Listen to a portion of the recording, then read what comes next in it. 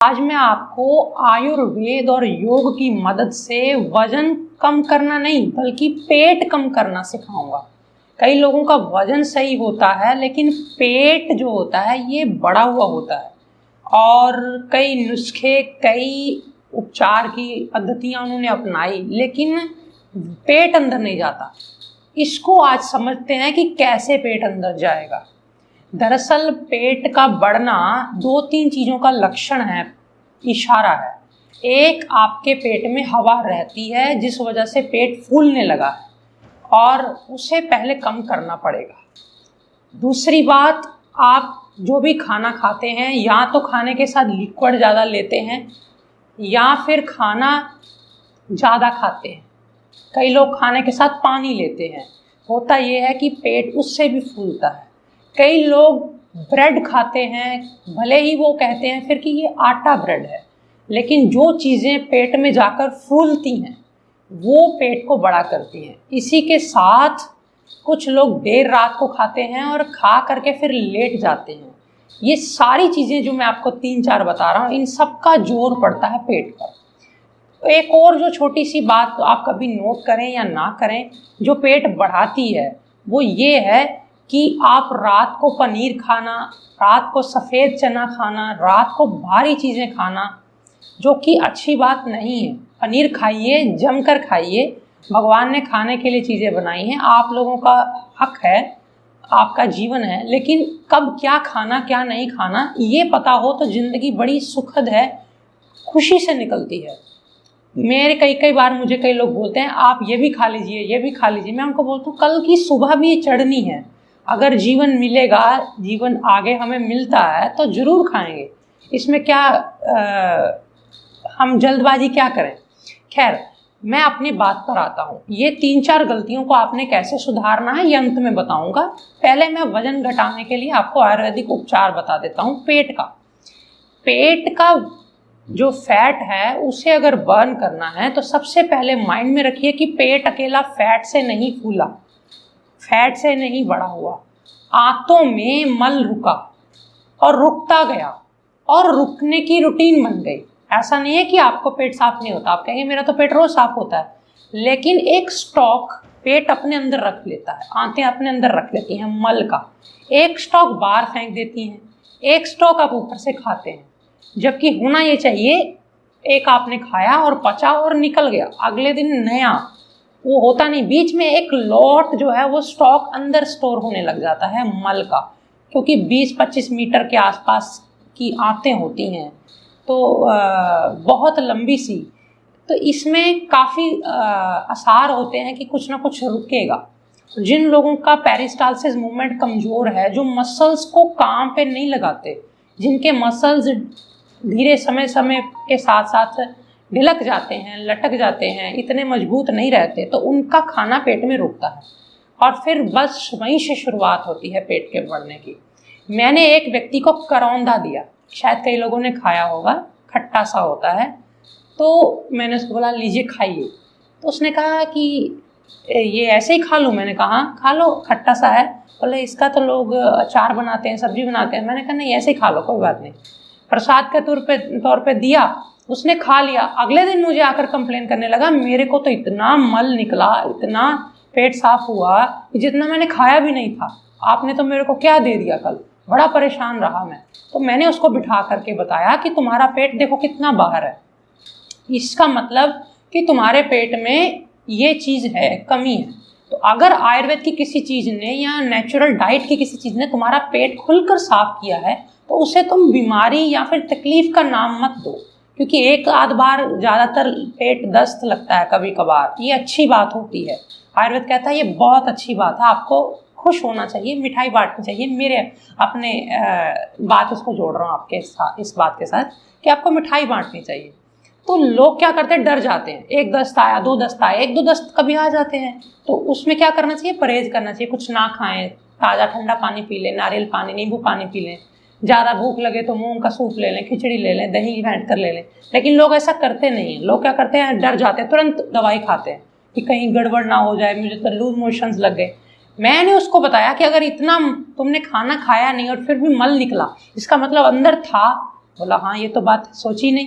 तो अगर था तो वो निकलना जरूरी है, नहीं तो वो पेट फूलेगा, फूल कर बढ़ेगा, आपका पेट फिर वो जितना खिंचेगा वहाँ पे उतनी फैट्स डिपॉजिट होगी, तो ये सारा आपका हैवी होता जाएगा। शर्त ये है कि आप सैलड्स, सूप्स और फाइबर, गर्म पानी और बॉडी को एक्टिव रखना, एक जगह पे बैठे न रहना। खाना खाया है तो खाने के बर्तन खुद उठाकर रखना, खाने के बर्तन खुद धो देना। छोटी छोटी चीज़ें आप जब आप एक्टिव रहते हैं तो उससे आपका वजन नहीं बढ़ता, पेट भी नहीं बढ़ता। बैठना, सिटिंग ज़्यादा करना, ये भी एक कारण है वजन को, पेट के वजन को बढ़ावा देने का। इसलिए आप अगर कोई आपकी ऑफिस है या कोई ऐसा काम आप करते हैं जिसमें सिटिंग बहुत ज़रूरी है, उसमें भी 45 मिनट के बाद एक छोटा सा चक्कर ज़रूर लगाएं और चलते फिरते रहें, ऊपर नीचे कुछ ऐसा काम कर लें जिसमें आपको बीच में उठना पड़े, तो आपका पेट नहीं बढ़ेगा। खाना खाने के बाद सफ़ेद तिल चबाइए सुबह शाम, आधा आधा चम्मच। और मैंने एक वीडियो बनाया था मुखवास, जिसमें मैंने सौंफ, धनिया, दाल और इस तरह से सफ़ेद तिल, थोड़ा सा उसमें सनाए पत्ती, ये एक मिक्सचर बनाने के लिए मैंने आपको बोला था। मुखवास का मेरा ये वीडियो देख लेना। मुखवास भी आप बना के रख लेंगे, खाने के बाद खाएंगे तो पेट में जो मल रुकता है वो नहीं रुकेगा। मल अंदर रुकना बंद हो गया तो पेट धीरे धीरे अब कम होना शुरू होगा। बशर्ते आप अगली डाइट जो लेंगे वो एक तो कैलोरी कटर हो, कैलोरी कम हो, उसमें फाइबर ज़्यादा हो, जैसे कि सैलड, सूप मैंने आपको भी बताया, और उसमें ज़्यादा अग्नि तत्व हो। अग्नि तत्व से मेरा मतलब है आप थोड़े स्पाइसेस, पिसे हुए मसाले गर्मी बढ़ाएंगे, बीपी बढ़ाएंगे। आप साबुत मसाले यूज़ करिए, साबुत तेज पत्र डालिए सब्जी में, दालचीनी साबुत डालिए सब्जी में। वो एक तरह से जब वो उबल करके उसका जब आप सूप पिएंगे, एक आयुर्वेदिक पेय का काम कर जाएगा वो भी आपके पेट की चर्बी को कम करेगा। और अब आते हैं दवाई पर। दवाई में क्या करना है आपको, गोमूत्र अर्क। गोमूत्र अर्क आपने ले लेना है किसी अच्छी फार्मेसी का, 2 से 3 चम्मच इसके एक छोटा कप गर्म पानी में, गर्म पानी थोड़ा तेज गर्म हो जाए तो ज़्यादा अच्छा, उसमें डाल दीजिए। उसके साथ आपने लेनी है त्रिफला गुग्गल। त्रिफला गुग्गल 250 से 500 मिलीग्राम। जो व्यक्ति का थोड़ा बहुत पेट ज़्यादा है 250 मिलीग्राम ले ले, काफ़ी ज़्यादा है तो 500 मिलीग्राम ले ले। ये सुबह शाम खाली पेट लेना। आप देखेंगे कि कुछ दिन इससे पेट थोड़ा ज़्यादा साफ होगा, आपको लगने लगेगा कि टॉयलेट सीट भरने लग गई है, इतना ज़्यादा मल कहाँ से आ रहा है। लेकिन घबराइएगा नहीं, ये बात सुनने में थोड़ी अटपटी लग सकती है लेकिन आपके फ़ायदे की है कि आपने घबराना नहीं है। आपका पेट खूब साफ होने लगेगा, पेट नरम रहने लगेगा, अब भूख तेज लगने लगेगी, ऐसा लगने लगेगा कि ज़्यादा खाऊं। ऐसे में आपने जल्दबाजी नहीं करनी, उतावलापन नहीं दिखाना। आप कोशिश करें आधा पहले अपने आप पेट भरें सलाद से, फल से। जब आधा पेट भर जाए तब खाने की शुरुआत करेंगे। यानी मैं आपको खाने से मना नहीं कर रहा, जो आपने खाना है सो खाना है। जितनी मेरी वीडियोस आपने देखी होंगी डाइट की या वेट घटाने के लिए क्या खाएं क्या ना खाएं, उनको फॉलो कर लीजिए। लेकिन अगर किसी को बहुत ज़्यादा समझ नहीं है तो भी अगर वो आधा पेट भर ले ऐसी चीज़ों से, तो बाकी बचा आधा, उसमें वो कितना भी खाए तो इतना खा नहीं पाएगा। तो जाहिर सी बात है जब उसकी कैलोरी कटिंग यहीं से शुरू हो गई सलाद और उससे, तो फिर वो धीरे धीरे उसका पेट कम होने लगेगा। ये एक तरह से इन्वेस्टमेंट है। आप ये नहीं कह सकते कि मैंने किया 15 दिन कुछ हुआ ही नहीं। आपका पेट एक दिन में नहीं बढ़ा है, काफ़ी महीने या काफ़ी सालों की आपकी जो एक कलेक्शन होती है डाइट में से कैलोरी जोड़ जोड़ कर, जैसे घर में माएँ मलाई से घी निकाल कर उसका घी बना के एक मर्तबान भर लेती काफ़ी समय तक मेहनत करके। इसी तरह आपकी बॉडी भी ऐसे कैलोरी स्टोर कर करके ऐसे आपके पेट के आसपास या बाकी अंगों में वजन बनाती है। तो आपने इसको धीरे धीरे ही कम करना है। 3 महीने तक आपका बेसिक सा रिजल्ट आएगा, 3 महीने बाद एक 15-20 दिन का ब्रेक लेके फिर 3 महीने कर सकते हैं। तो आप देखेंगे एक राउंड में आपका काफ़ी अच्छा पेट कम हो जाएगा, दूसरे राउंड में और भी कम हो जाएगा। एक बात जरूर ध्यान रखें, जब आप पेट कम कर लें तो योग, जब आपका पेट कम होने लगे, योग में ऐसी एक्टिविटी जरूर करें जैसे कि अपने पैरों को पकड़ना, झुक करके पीछे की तरफ जाना, दाएं बाएं जाना, जिसको आप कह सकते हैं कि पेट जिससे घूमे। आपका बॉडी के ऊपर के अंग और नीचे के अंग छोड़ के जो बीच वाला पोर्शन है ये लचकदार बने, ये इसकी एक्सरसाइज हो, इसको खिंचाव पड़े, क्योंकि अगर आप पेट के मसल्स को खिंचाव देंगे तो वापस इसकी इलास्टिसिटी कायम होगी और आपके पेट के मसल्स जो हैं, जो लटक गए हैं, वो कॉन्ट्रैक्ट करेंगे। ना तो होगा ऐसे कि आपका पेट तो कम हो जाएगा लेकिन लटक जाएगा। लटकने से बचाने के लिए एक्सरसाइज करनी है। आप मुझे कह सकते हैं, पूछ सकते हैं कि मैं एक्सरसाइज नहीं कर सकता, मैं खाली डाइट करूंगा तो चलेगा, पेट तो कम हो जाएगा लेकिन वो एडिपोज टिश्यूज या बाकी मसल्स कॉन्ट्रैक्ट नहीं करेंगे, अपनी जगह पे वापस नहीं आएंगे या कम आएंगे। उससे आपको या तो महिलाओं को उससे कुछ निशान पड़ जाएंगे पेट पर, वो गलत दिखते हैं, या फिर वो पेट फिर भविष्य में बड़ा होने की संभावना रहेगी। इसलिए आप एक्सरसाइज जरूर दें पेट को, जिससे कि पेट के मसल्स दोबारा से लचीले बन के कॉन्ट्रैक्ट करके अपनी जगह पे वापस जाएं। इसमें एक चीज़ और जोड़ी जा सकती है, मालिश। मालिश करेंगे ऊपर की तरफ गोलाई में पेट को हल्के हल्के हाथ से, बाकी शरीर को भी, तो लचक और बढ़ेगी, मांसपेशियां जो हैं, मसल्स जो हैं वो और ज़्यादा कॉन्ट्रैक्ट करके आप वापस अपनी शेप को अटेन कर पाएंगे, हासिल कर पाएंगे। ये थी जानकारियां आपके पेट के वजन को लेकर के जो मैंने आपको दी। इसमें एक चीज़ बता देना चाहता हूँ कि जिन लोगों को गोमूत्र अर्क नहीं मिलता, वो ताजी बिन ब्याही गाय, देसी गाय जो अगर हो, उसमें भी काले रंग की गाय या भूरे रंग की गाय, सफ़ेद नहीं, उसका गोमूत्र 8 तह कपड़े से छान करके कम लगभग 40 ml तक, 60 ml तक गर्म पानी में लेके उसी तरह ले सकते हैं। सुबह शाम लेनी है ये 2 टाइम दवाई। और इसमें एक चीज़ का ध्यान रखें कि अगर बछिया है कोई तो उसका भी चल सकता है गोमूत्र, लेकिन गर्भवती गाय का नहीं चलेगा, और तुरंत जिसने बच्चा दिया है उसका भी गोमूत्र नहीं दिया चलेगा, कुछ दिन के बाद आप लेना शुरू करें।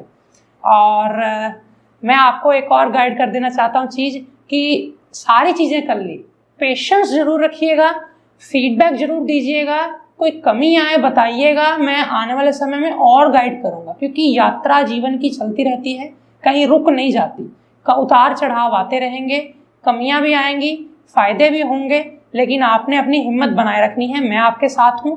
जिन लोगों को ये प्रश्न है कि अगर पेट के साथ साथ बाकी फैट भी कम करनी है तो क्या करें, भाई बाकी भी कम होगी, लेकिन इसका मेन असर त्रिफला गुग्गल को जब हम गोमूत्र के साथ जोड़ते हैं तो होता ये है कि वो पेट के ही ऊपर काम करती है। अगर आपको लगे एक समय के बाद पेट कम हो गया, बाकी बॉडी की फैट कम करनी है, तो आप त्रिफला गुग्गल को बंद करके इसकी जगह मेदोहर गुग्गल चालू कर सकते हैं 500 मिलीग्राम, तो वो आप इसको रेगुलर ले सकते हैं। जो लोग गोमूत्र नहीं पी सकते, बदबू आती है, तो उनको मैं बता दूं गोमूत्र का एक्सट्रैक्ट भी आता है कैप्सूलों में, गोलियों में, आप वो भी ले सकते हैं, वो आपके काम का होगा और आप उससे फ़ायदा ले लेंगे। तो एक ही तरह का फ़ायदा है, थोड़ा कम ज़्यादा तो चलता है। तो ये थी आज की वीडियो, आपको कैसी लगी मुझे ज़रूर बताइएगा। उम्मीद करता हूँ आपको इससे ज़रूर लाभ मिलेगा, कोई ना कोई आपकी मदद ज़रूर होगी। मैं बातें वो बताता हूँ जो टू दी पॉइंट आपको पता है करनी ही है। कहने को तो मैं 10 नुस्खे बता दूँ, इसे करने से ये हो जाएगा, इसे करने से ये हो जाएगा, लेकिन मुझे पता है इसी से होना है। लेकिन ध्यान रहे, गोमूत्र थोड़ा तल्ख होता है, तल्ख यानी थोड़ा तीखा, थोड़ा पंजेंट, थोड़ा गर्म तासीर का, इसलिए जो लोगों को यूरिक एसिड बढ़ा हुआ है या फिर जिन लोगों की तासीर बहुत गर्म है, तो थोड़ा संभल के चलिएगा। दोस्तों, आज डॉक्टर साहब ने हम सभी लोगों को स्वास्थ्य से संबंधित बहुत ही शिक्षाप्रद जानकारी दी है। आशा करता हूं कि यह स्वास्थ्य संबंधी शिक्षाप्रद जानकारी आप लोगों को अवश्य पसंद आई होगी। तो दोस्तों, अगर यह वीडियो आप लोगों को पसंद आया हो तो वीडियो को लाइक करें और अधिक से अधिक लोगों को शेयर भी करें, जिससे और भी लोग यह शिक्षाप्रद स्वास्थ्य संबंधी जानकारी का अपने जीवन में लाभ उठा सकें। और दोस्तों, अगर आपने अभी तक हमारे चैनल को सब्सक्राइब नहीं किया है तो आप हमारे चैनल को तुरंत सब्सक्राइब भी कर लें, जिससे आप लोगों को नोटिफिकेशन के माध्यम से हमारे यह शिक्षाप्रद वीडियो तुरंत प्राप्त होते रहें और आप इसी तरह स्वास्थ्य संबंधी शिक्षाप्रद जानकारियों का लाभ उठाते रहें। दोस्तों, कल फिर डॉक्टर साहब के किसी स्वास्थ्य संबंधी शिक्षाप्रद वीडियो के साथ आप लोगों के समक्ष फिर से प्रस्तुत होंगे। तब तक के लिए नमस्कार।